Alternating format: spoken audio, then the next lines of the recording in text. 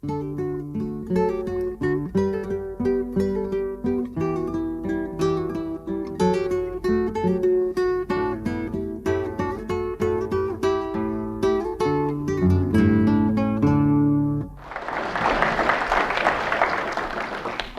thank you and good morning. I hope this isn't too loud.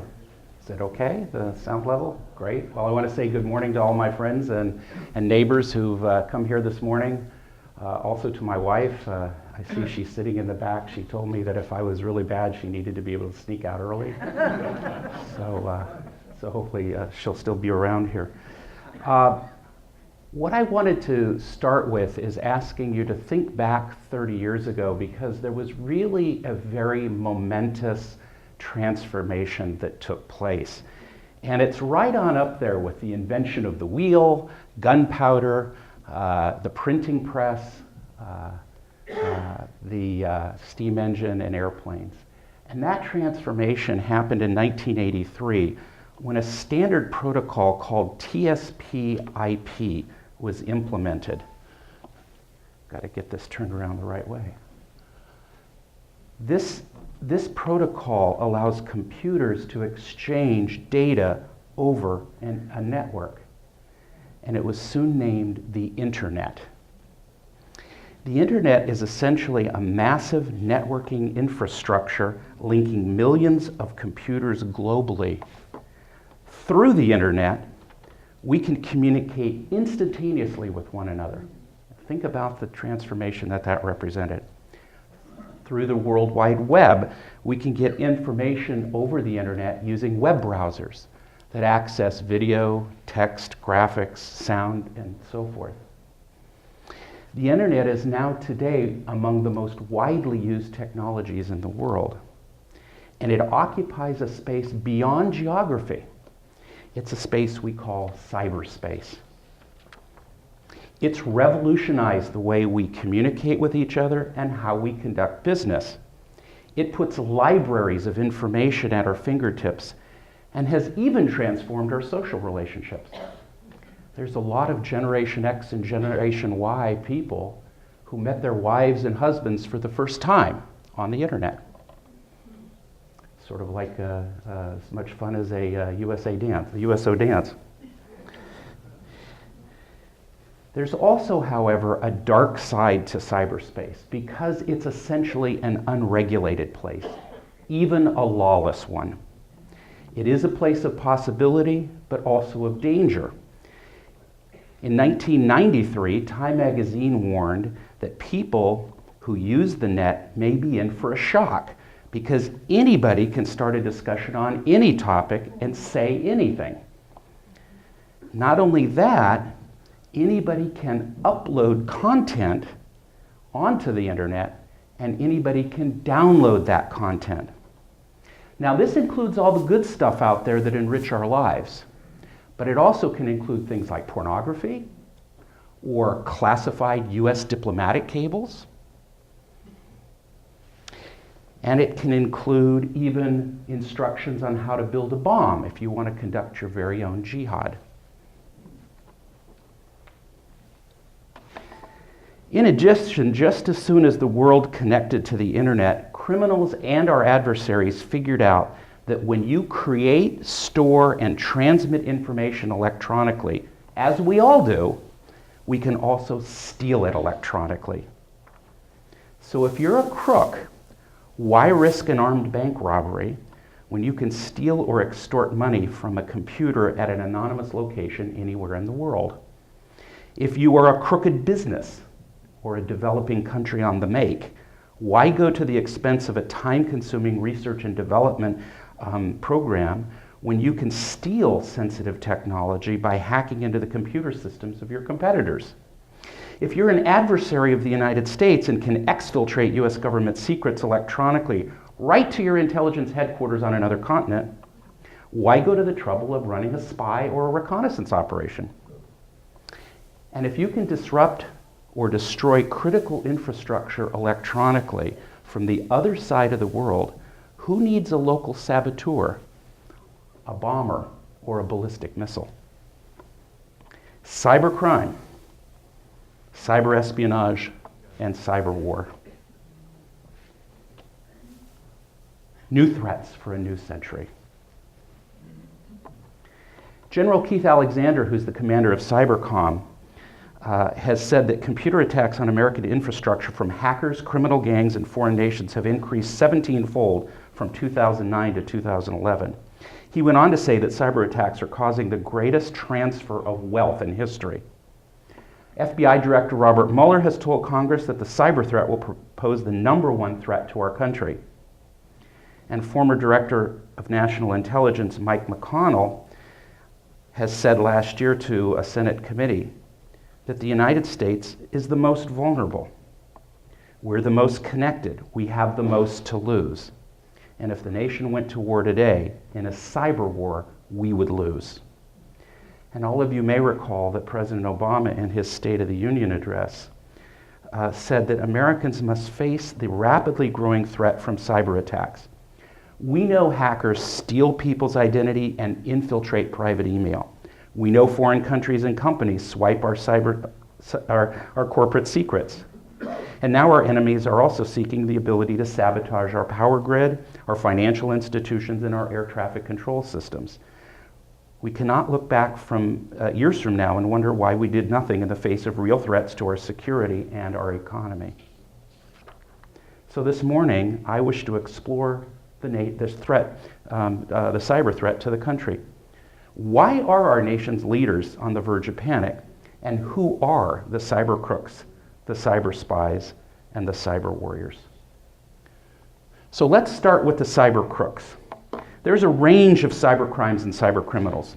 But before we call out the Chinese and go after the Russian mob, let's look ourselves in the mirror. That's because one of the biggest crimes made easy on the dark side of cyberspace is the theft of intellectual property. And one of the biggest culprits is your average American.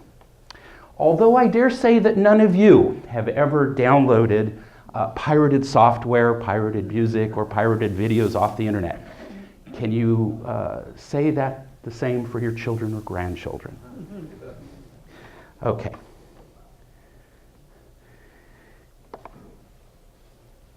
When someone downloads a song or a video game that they have not paid for, they've committed digital piracy, which is itself a cyber crime. And since the United States is by far the world's largest producer of intellectual and entertainment content, from music to videos, to movies, to games and books, our economy suffers the most from digital piracy. A study by the Institute for Policy Innovation estimates that digital piracy costs the United States economy $12.5 billion annually and results in more than 70,000 lost jobs and $1.2 billion in lost wages. And who are these workers? You know, it includes the big movie stars and the big entertainers, but it also includes a lot of our fellow Americans who work behind the scenes. That includes the screenwriters, songwriters, audio engineers, sound and video technicians, cameramen, costume designers, computer graphic designers, talent scouts, marketing specialists, producers, editors, and publishers. Okay, so you have all the superstar speakers here at Oakmont Symposium, but don't forget about the people behind the scenes, like Dutch and Gary, so forth, who are back videoing this. These are the people behind the scenes. When digital piracy occurs in the United States, think about the Americans behind the scenes, not just the wealthy ones that are losing. Another type of cyber attack is a hacker. They are not necessarily motivated by financial gain, but their activity can be very, very costly.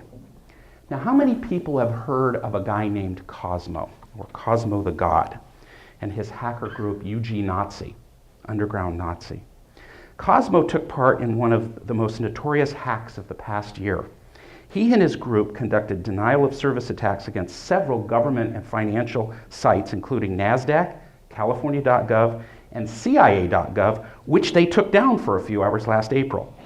They repeatedly posted Mayor Michael Bloomberg's address and social security number online.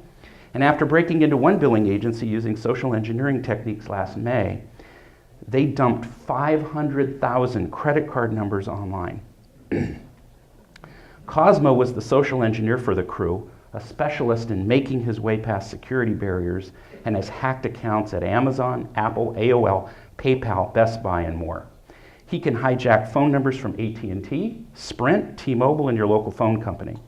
He was finally arrested last year along with dozens of others in a multi-state FBI sting targeting credit card fraud. Cosmo is one of a new generation of crooks, a cyber crook, and he's a really big guy.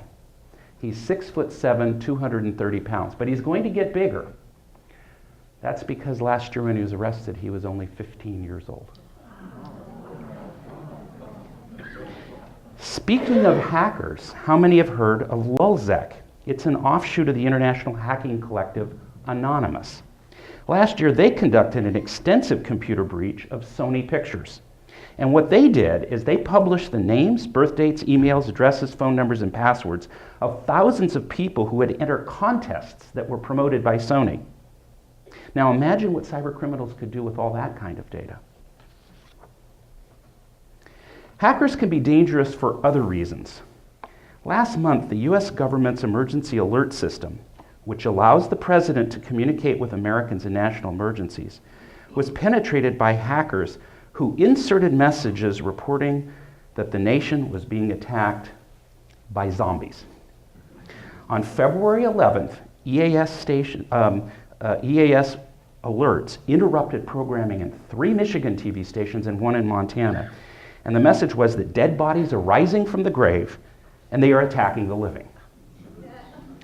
Now, this intrusion may have been intended as a prank, but suppose somebody hacked into the system and posted warnings not of zombies, but of the release of biological or chemical agents, or that there was a military coup underway and that the army was coming after your firearms.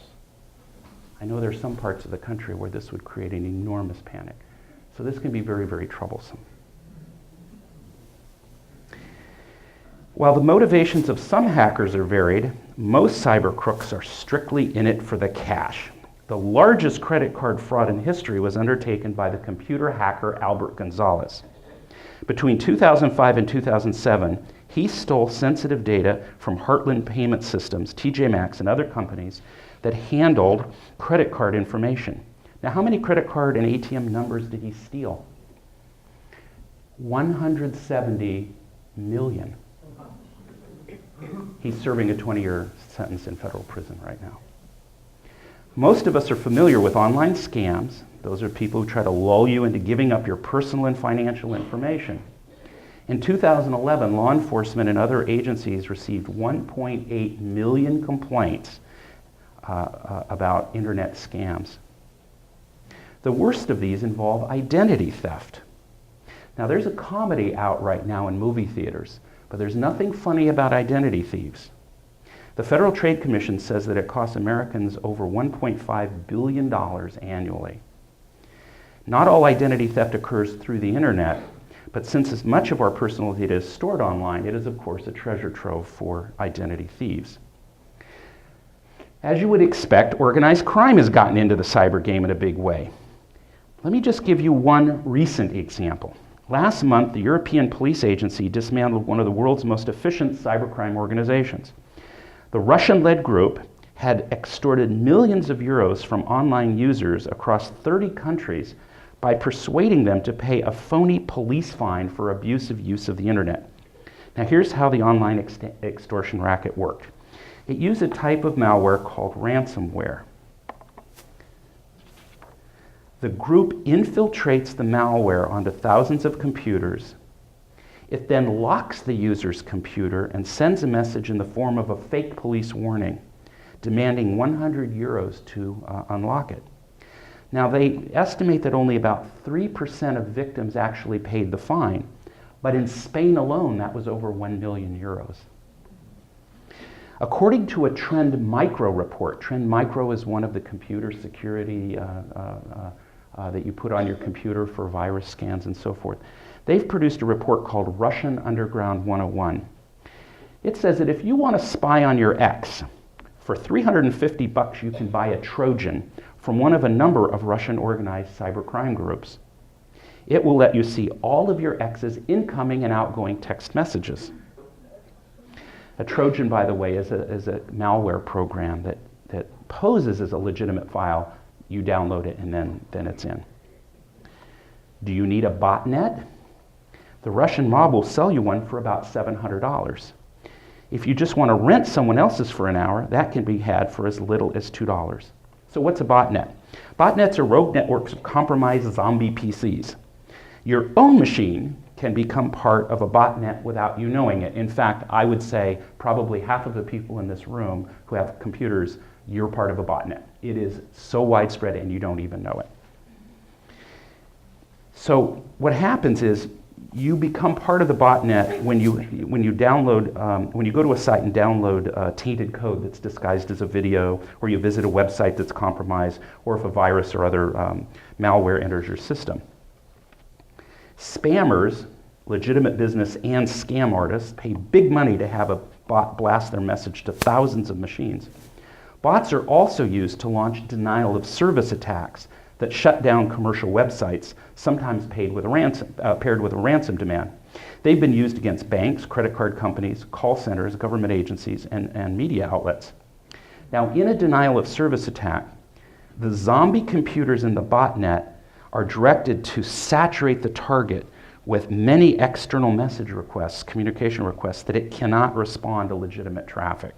It just shuts the system down. That's how a denial of service attack works. And this can be very, very problematic, obviously, for businesses that interact with the community, or if you want to access your own bank account, or other government agencies and so forth. So let's talk about cyber spies for a moment. Do you recall a year ago the film version of John le Carre's Tinker, Tailor, Soldier, Spy? Did anybody see that movie? By the way, the 1979 six-part TV version starring Sir Alec Guinness is a lot better, but that's another story. It explores one of government's worst nightmares, and that's that a mole has penetrated the highest levels of the intelligence service of your country. Now, Tinker Tailor was fictional, but do you remember the very interesting case of 2 years ago when 10 people were arrested in the United States and accused of being long-term deep cover spies for the Russians? The sleeper agents, which included this woman on the right, Anna Chapman, allegedly employed traditional tradecraft, invisible ink. They communicated with Moscow Center through coded bursts of data sent by radio transmitter. They used innocent-looking brush encounters to pass messages in public. They employed steganographic techniques to hide encrypted data in public images. And they relied on fake identities and false travel documents. The FBI intercepted messages revealing that agents were asked by Moscow Center to learn about a wide range of issues. And in fact, this is an actual picture of FBI surveillance of Anna Chapman. They were eventually arrested and, in a classic throwback to the Cold War, were swapped on the tarmac at Vienna, Austria's international airport. They were swapped for 4 Russians who had been spying for the West. And Anna Chapman, meanwhile, has become quite the celebrity in Russia. She's even appeared on a Russian language men's magazine. I almost put the picture up here, but I wasn't sure if I'd get into trouble. So I didn't do it, but it was R-rated, not X-rated.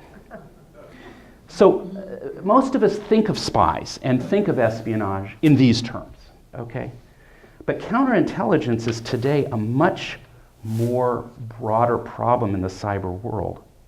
This is because sophisticated data systems and networks hold our nation's most sensitive secrets, control our most critical infrastructure, and store and transmit terabytes of irreplaceable data. So the counterintelligence problem is much more serious. Let's talk about another case from a couple of years ago. WikiLeaks, this organization led by Julian Assange, whose picture's on the right, released 250,000 confidential US diplomatic cables, which the New York Times described as an unprecedented look at backroom bargaining by embassies around the world, brutally candid views of foreign leaders, and frank assessments of nuclear and terrorism threats. Now, just the other day, U.S. Army Private Bradley Manning, who'd been serving as a junior intelligence analyst in Iraq, confessed to leaking these cables to WikiLeaks. Now, this case is a hybrid between traditional espionage and cybercrime. It was traditional spying because Manning stole the material and secretly provided it to WikiLeaks, what spies have been doing for generations. It was cyber spying, however, because he had access to an enormous electronic database of classified material, which allowed him to pass a huge quantity of information, something that spies during the Cold War could only dream about doing. Secretary of Commerce John Bryson reminds us that not only the government, but U.S. companies use information networks to create and store their unique ideas. The ideas power our economic growth. Every day, the networks of these companies, from large corporations to small businesses, are targeted by criminal organizations and nation states for their trade secrets. The theft of intellectual property, including everything from sensitive defense technology to innovative industrial designs, insidiously erodes government and corporate competitive advantages among our peers. U.S. companies invest considerable time and money in researching and developing new products only to be undercut by the competition, using their stolen property to make cheaper versions. Quite simply, says Secretary Bryson, cyber espionage means fewer American jobs. A watershed event occurred 3 years ago when Google was the target of a highly sophisticated and coordinated cyber attack against its corporate network. Google said the hackers had stolen intellectual property and sought access to the Gmail accounts of human rights advocates.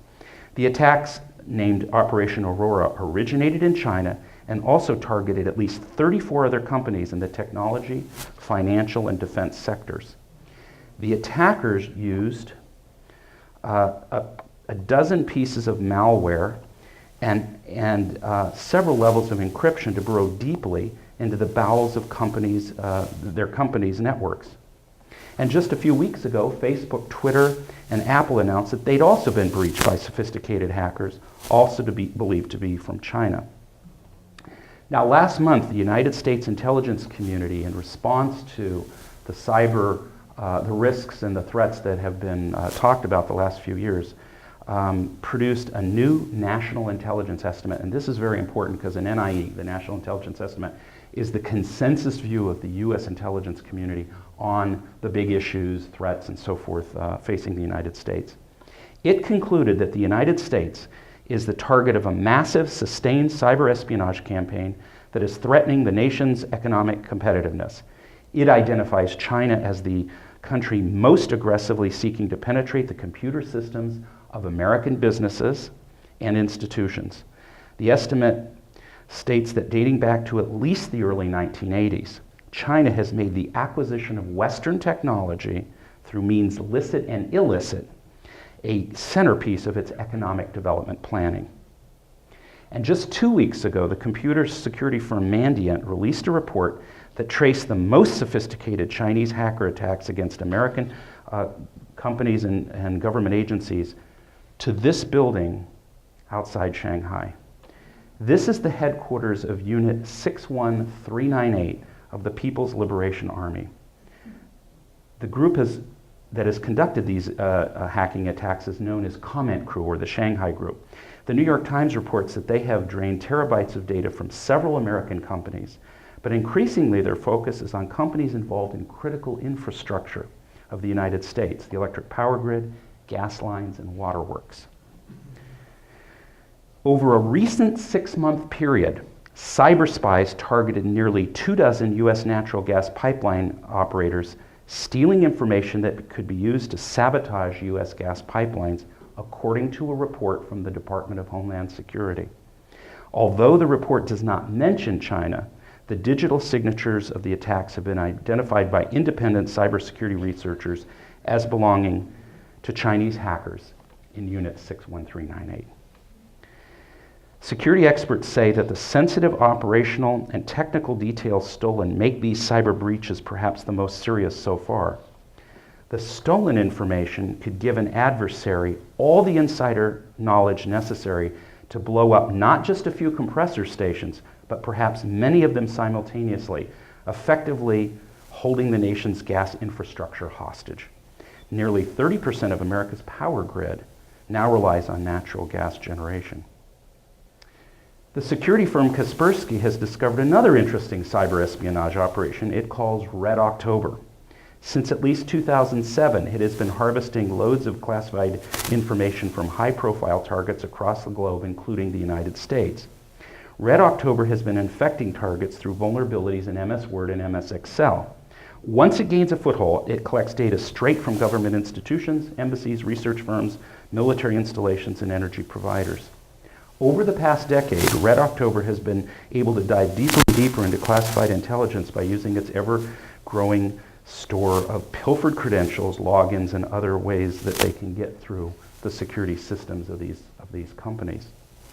Although it does not appear to be state-sponsored, Kaspersky says Red October may be Chinese in origin, but Russian slang in some of the code implies the operators speak Russian. There's no telling what's being done with the information that's been stolen. It could be being sold, could be used in some other covert way, or it could be just stockpiled for the right moment.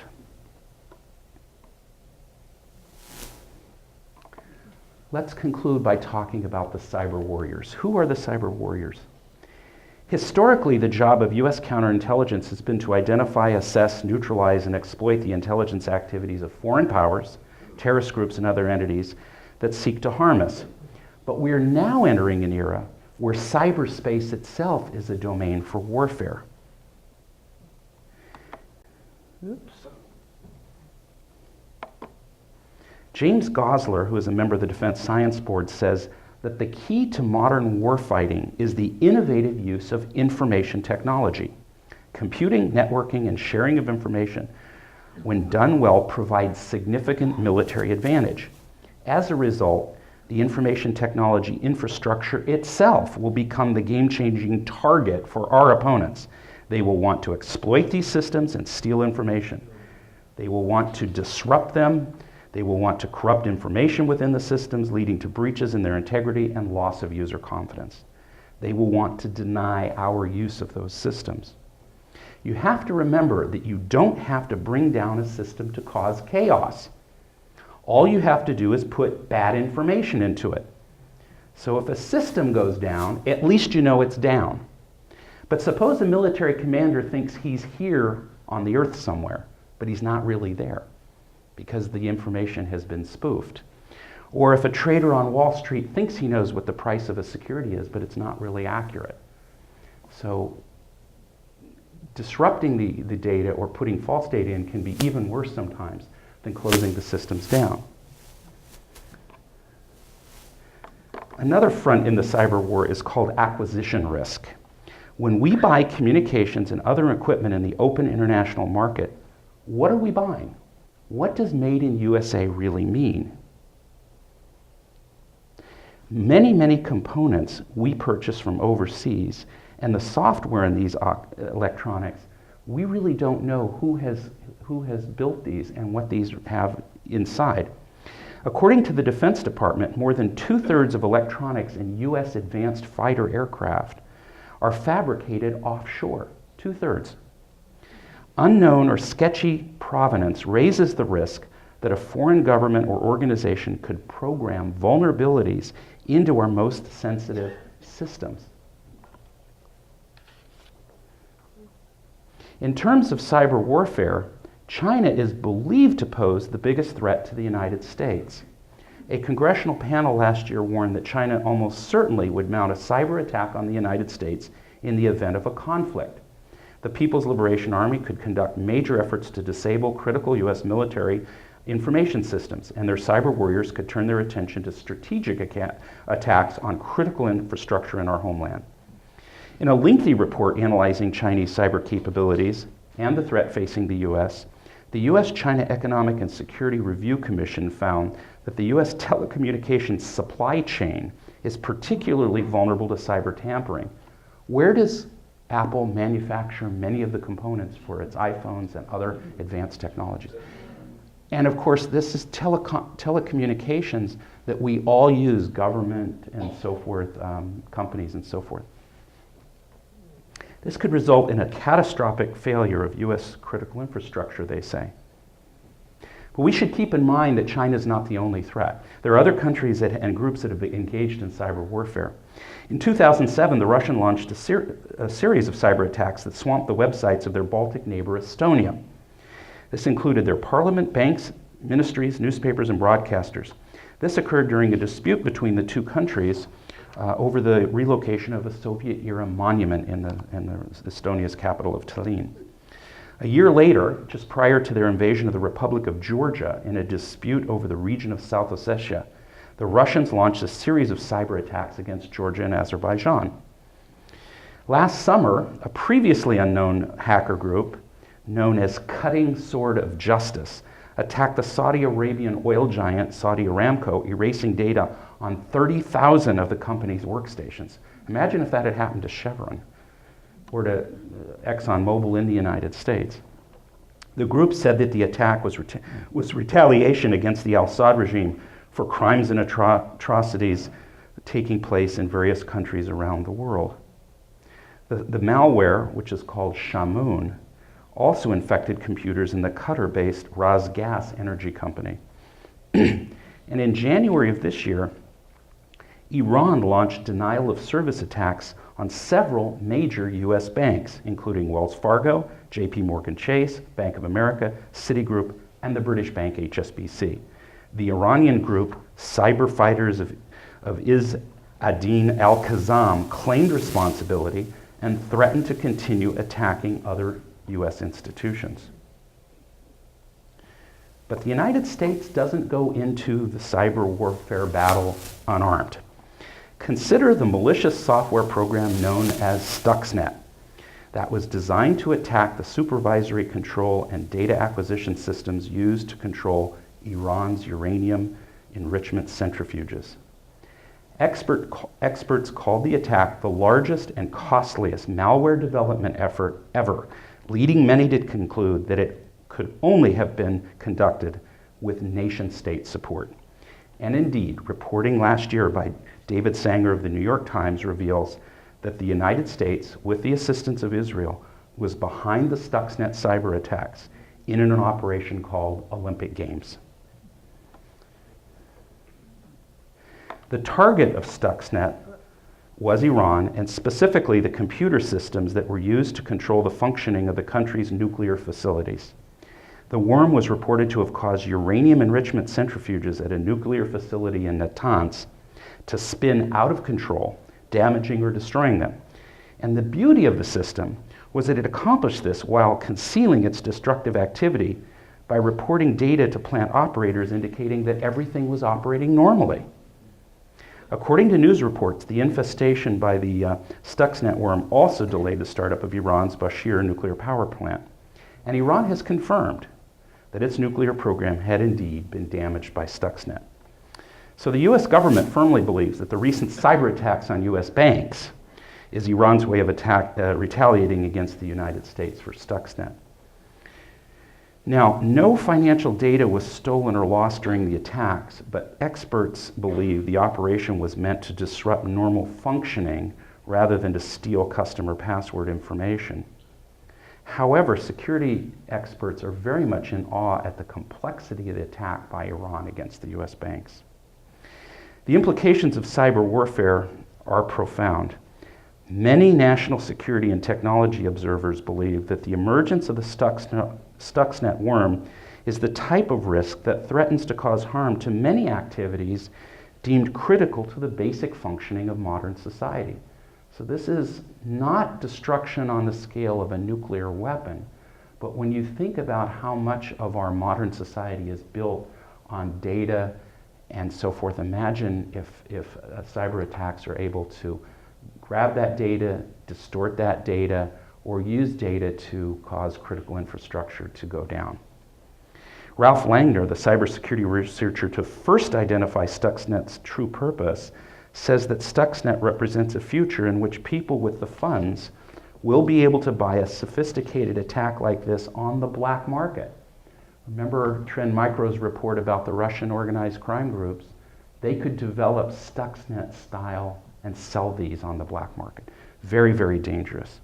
So it really begs the question, what are and what should be the ground rules for such warfare? Yep. One thing is for sure, the United States is in the game. In 2009, the Defense Department established a new sub-unified command, U.S. Cyber Command, which is responsible for protecting Department of Defense information networks and to prepare for and conduct offensive and defensive military cyberspace operations. And a few months ago, the U.S. Air Force issued a formal solicitation of proposals to plan for and manage cyber warfare, including the ability to launch super-fast computer attacks and withstand retaliation. They are specifically looking for technologies, as they put it in the proposal, to destroy, deny, degrade, disrupt, corrupt, or usurp an adversary's attempt to use cyberspace for advantage. So on that patriotic note, I will be happy to answer any of your questions.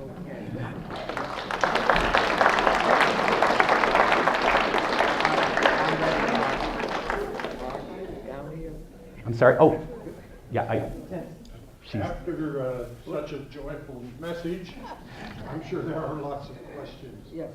I have one over here. Oh. Okay, I'll be number 2. 2 questions, please. Yeah. First, I subscribe to a service called ESET, which is supposed to protect the individual from trouble on the internet and email and so on. Am I wasting my money? Well, I am not a computer security expert. However, I would say, without question, that that is not a waste of money. However, these types of systems, which include your virus protection that you put on your computers, which you all need to do, are not foolproof. Okay, you can have virus protection on and still get a virus. It's going to be harder to do it, so you still need to do that, but it can still happen. This is because hackers are so good that they can find vulnerabilities in some of our best software. And let me give you a really good example.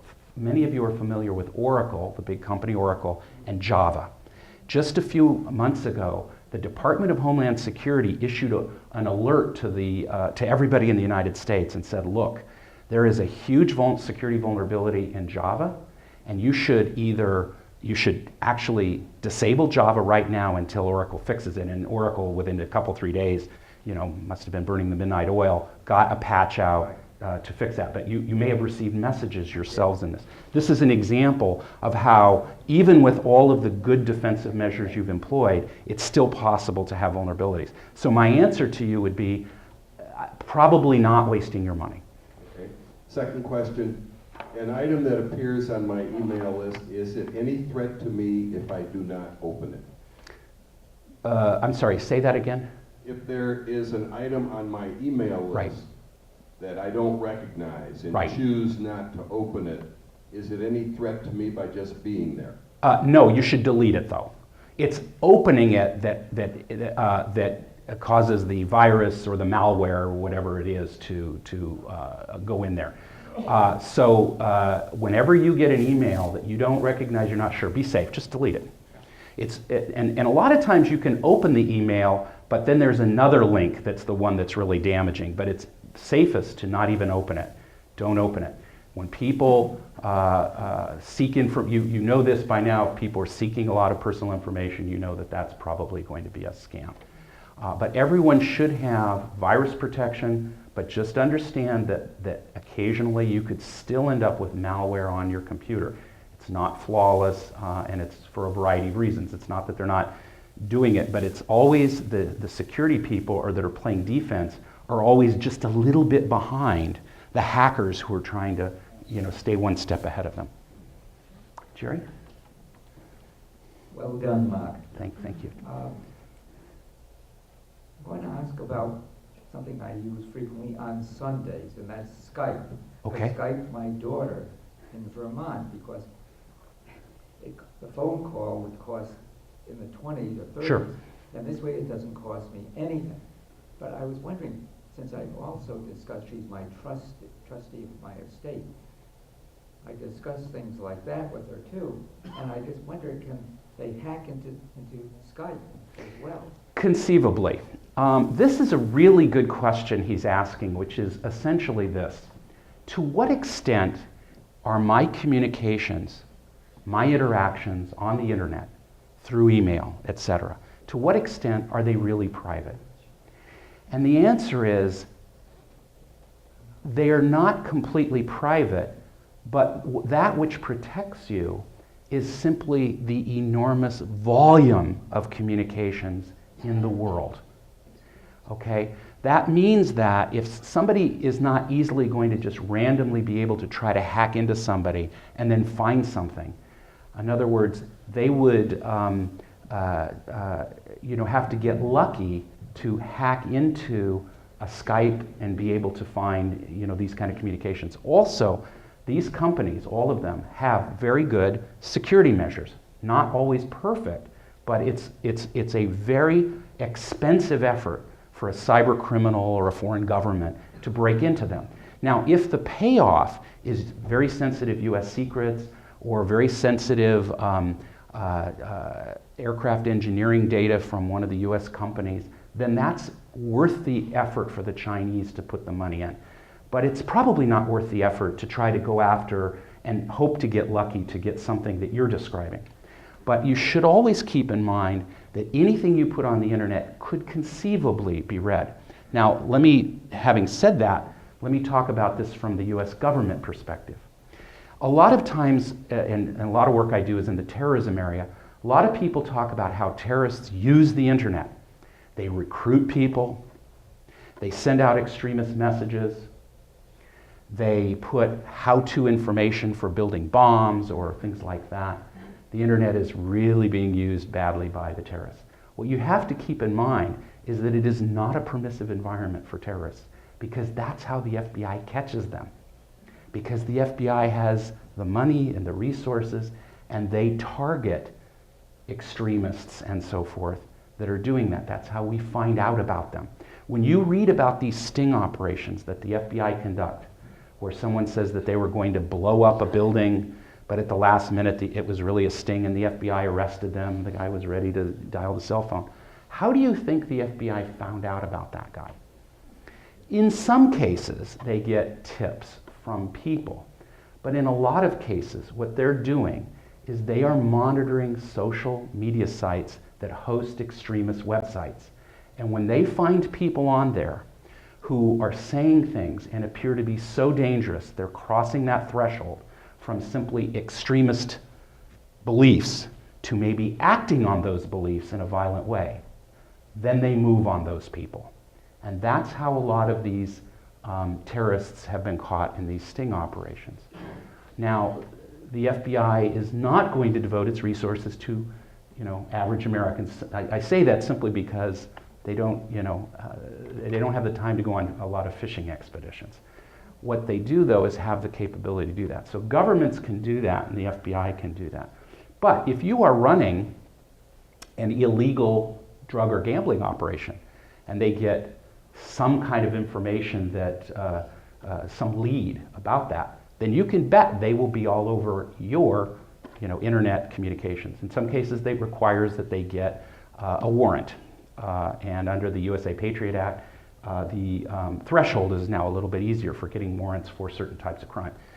In fact, a lot of the new authorities under the USA Patriot Act, which is directed to terrorism, have actually been enormously valuable, primarily in drug trafficking cases. They're overwhelmingly used in drug trafficking cases and only occasionally in terrorist cases. The reason for that is there's more drug traffickers than there are terrorists. Anyway, that's a long answer to your question. Sorry. And here's my question. Why is it that governments and corporations don't seem to have smart enough people to set up their computer operations, etc., so they are protected? Yet it is always the hackers and the other guys who seem to be always smarter to get into these things? Why is this programming for them easier than it is for governments and corporations to do that so it's protected? Well, that's really great to bring that subject up. Let me answer that by starting off by telling you an old World War II poster. Do you remember the one that said, "Loose lips sink ships"? How does that play out today? I'm on my computer at my government office, and I get an email, and it looks kind of interesting because it's about something that I'm interested in. And I open the email, and it's somewhat enticing. And when I open it, I've just introduced a virus, not into my personal computer, but into the US government system. Now, classified systems that the FBI, the intelligence community use, are offline. Regular people don't get into those. However, if you think about the vulnerabilities there, if you're able to give someone malware that works in one of the government's classified systems, and they are irresponsible enough to stick the memory stick into the computer, they may even be able to hack into those systems. Now, they do have a lot of very, in fairness to the security companies and the government, a lot of very smart people doing very, very good things. But at the end of the day, it still gets back to sort of loose lips sink ships. How do you think Stuxnet got into the Iranian centrifuges? These are not they were not connected to the internet. They're their own separate online thing. Well, what we know is basically reporting that may be informed speculation, but it's almost certain that we were able to recruit, essentially, someone who worked in that infrastructure, worked at the nuclear plant, and they took a memory stick in with Stuxnet and introduced it that way. So that is the individual human being is always going to be the big point of failure for these kinds of problems. And this is why you often, having worked in the government and recently gone through this, whenever somebody does that, and I worked on my last job at the Congressional Research Service, which is a congressional agency, and we know that somebody apparently hacked into Congress's system. And it was a big deal because the next morning we all came to work. Before we could turn our computers on or do anything, everybody had to change all their passwords, and then we all had to take a security training course again that we'd already taken. And it was a big deal. So we knew this was a huge compromise. They kind of kept it quiet. But again, human beings being what they are, there is your potential for failure. So no matter how much technology you lay on, these kinds of things can happen. Mark? Yes. Here I am. Oh, hi, Judy. I have a question about the vulnerability for many of us who will go online with our banking online, our brokerage account, or even store things in the cloud. Those companies, the banks and so forth, and those that manage the cloud storage, put a lot of security onto that. Your part of that, of course, is to have strong passwords. Passwords, however, even strong ones, are not invincible. But the stronger the password, the harder it is for them to get at it. And you see, again, you have to think about this in terms of how much money and computing power does a bad guy want to commit to trying to break into your system or somebody else's system. When it's hard, it stops being worth it. When it's easy, then they can do it relatively quickly. So again, I consider these things to be relatively secure, but as we've learned from some of these notable cases, some of these hackers have been able to get in. And if you recall, I mentioned Cosmo. Cosmo's secret was not defeating the security so much as using what's called social engineering techniques. And this is what I mean by sending you an email that lures you. They're so good at knowing what's going to get you to open that email that has the malware in it. And they know how to do it. So if you get a message, I'm going to use an example that I don't know if this is actually true, but suppose the message came in and said, urgent daughter in auto accident. And it appears to come from the police department of where your daughter lives. Please open immediately for information on this and how to contact. Many people, this is a social engineering technique. It's luring you. You open it, suddenly it's not what you thought it was, and so forth. I give that as an example. They have many other ways to do it. Cosmo, the 15-year-old's brilliance was he knew lots of ways to do this and to be able to get around your own passwords or firewalls. So those are things. I wouldn't want to overstate the individual threat to individuals like ourselves, because individually we are probably not worth the effort. But if you're Lockheed Martin or you are Bank of America, that's a different story, or obviously the US government agency. Yes, sir. Mark, thanks for a most sobering presentation. You know, I'm the chairperson for long-range planning. Having listened to you, I'm sort of wondering, do you think I should next week convene a subcommittee and come up with a contingency plan for Oakmont that would take into account these threats you talked about? That's a very, very interesting idea.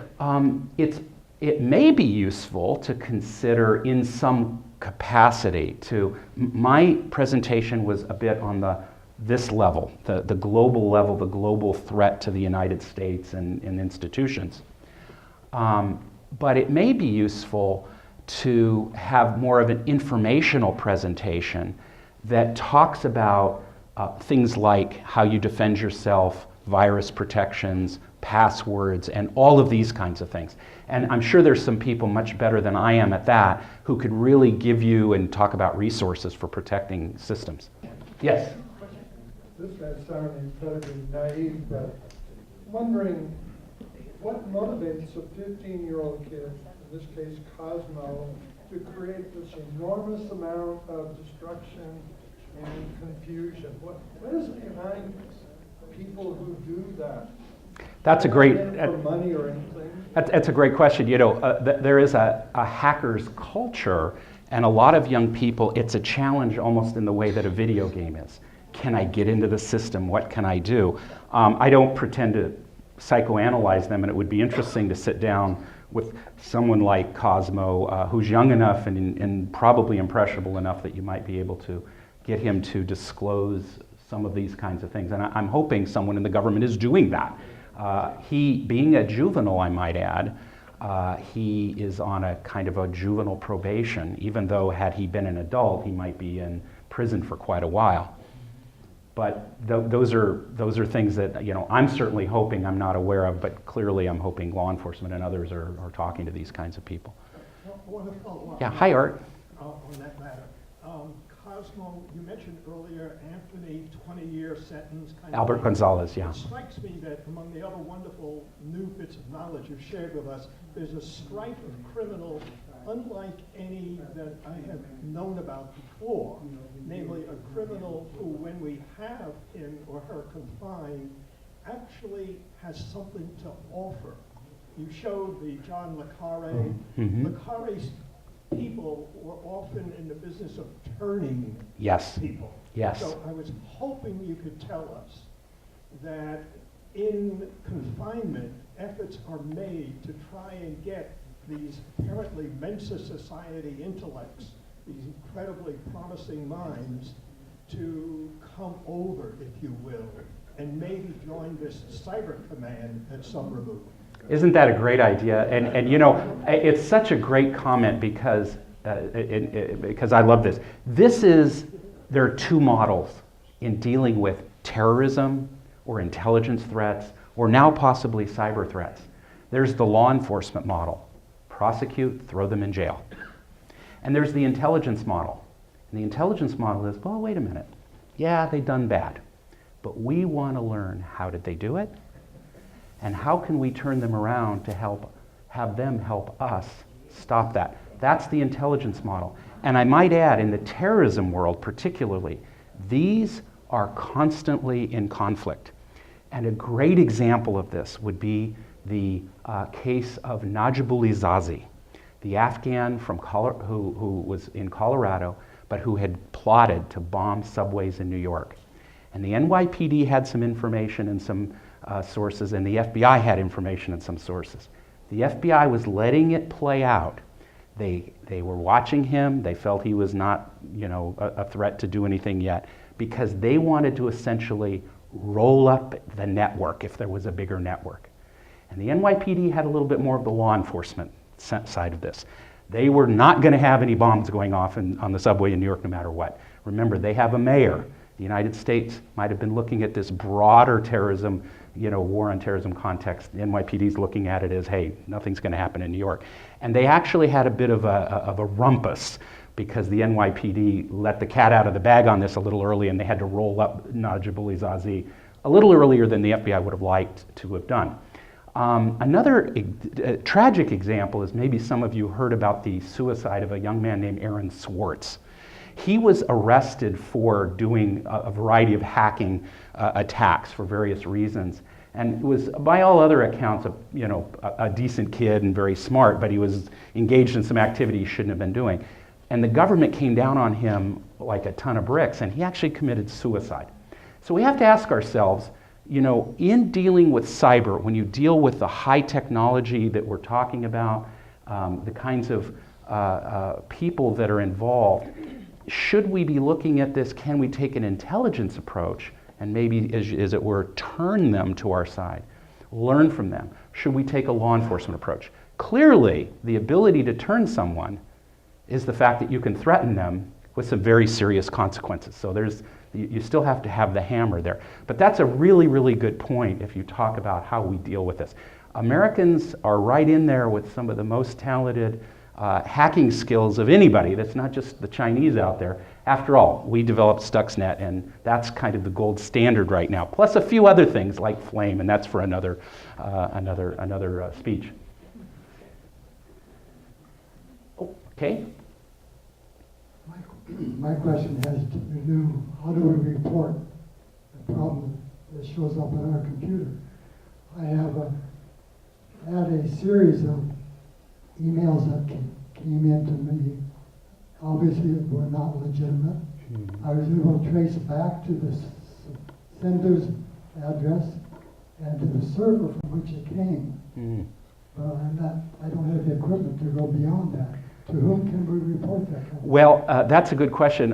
Probably it's going to be difficult to do a lot about that. It's because, as I mentioned, when the agencies reported 1.8 million complaints for internet fraud and things like that, if you go to one of the consumer agencies or an agency that would seem to cover that area, it's basically get in line. They basically will tell you just need to take your own defensive operations. Now, if, however, you are an executive in a corporation, then my answer would be, obviously, you need to get your security people, your IT people. If you're in the government, the same thing. But if you're the target of a scam, it seems to be a scam, you can go to the police, and especially if it appears you have some reason to believe you know where it might be coming from. You can even just go to the Santa Rosa police. But there's probably limits to what they can do if there's not a really strong evidence of a threat or something of a crime. The fact that they're trying, there's millions of those things happening every day. I think there was a question back there. Oh, over on this side, yes. When I open an email, a graphic appears on the screen that says this message has been screened by ESET Security, which I subscribe to. Right. My question is, are they also screening internet downloads and updates? I'm not familiar with your system. I will speak in a more generic way. I do know that when you, with most virus protection programs that you put on your computer, and I know I'm not familiar with this one, when you go onto the internet to download a file, if it senses something dangerous, it will give you a warning message. And it'll say, are you sure you want to do this? And if it's from your daughter, you might be able to say, okay, they didn't recognize it. But if it's something that that's a commercial enterprise somewhere, and you really don't have, you don't really know what's going on, and they say they think it's dangerous, then you should honor that and don't open it, don't download it. But again, I'm not familiar with your specific system, but that's typically the way these operate. I have a comment. Yes. It's become a paperless world. I've found out myself. Any of you that have United States government securities, treasury notes and bonds, okay, my father was a strong advocate of that because that's one of our main protections. We thought, okay, securities with the government. Well, you can no longer, okay, deal with paper with if you want a treasury note or a bill. You can't. You have to get on the computer. It's a very complicated thing. All of my assets for my bonds and notes are on the computer. And I'm wondering how easy it would be for a hacker to get into, okay, that system in the United States government. Also, another quick note on cyberspace with banking. I had a tenant that I thought was going to give me a piece of paper and a direct deposit. Well, he went to his computer or his telephone, and he would send the money every month, and I wouldn't get it, and it was in cyberspace. Okay, so these are things. This is the new world this gentleman is introducing to us on many levels, and we need to be totally aware of this. Because you can't do the computer with your treasury notes, you're out of luck, folks. You know, this is good points, and if you think it's bad for this kind of thing, imagine a wife or a husband you meet on the internet. So. Mark? Sorry, Mark, I was think I- wondering, can you tell us a little bit about what our government is doing to counteract some of the attacks from, say, China, rather than just defensively after the fact? Good. Okay. So for a long time, this is not a brand new problem. For a long time, people have recognized it, are trying to think, what can we do about this? One of the things that's really important is to understand, what do these attacks look like? I mean, forensically, so that the government can share that information with the security experts, and then they can develop countermeasures and security. Interestingly, legislation that was proposed in the last two Congresses, in which they're going to probably propose in this Congress, to have, and it was actually voluntary sharing and certain guidelines for sharing of information about threats. A lot of companies are very reluctant to do that and have opposed the legislation. And this is because they don't want it to get out that they've been attacked. And so for them to voluntarily disclose, we just got attacked and they stole this and this, could create liability problems and public relations problems. So I'm a little bit oversimplifying that, but that's one of the challenges that legislation faced. But if the government doesn't know about the hack, if it doesn't get the information, it certainly can't go to the organizations that it has at DHS on the civilian side and Cyber Command on the military side to try to deal with it. Now that doesn't mean that there isn't information sharing. You know, these companies quietly among themselves and with computer security companies are sharing these kinds of threats a little bit. But that's one of the problems. Privacy advocates are also concerned about the legislation because when they say that they attacked and then they share this information, it may include a lot of personal information that we've talked about today, stuff that has to do with your finances and things. So there's some tricky questions there.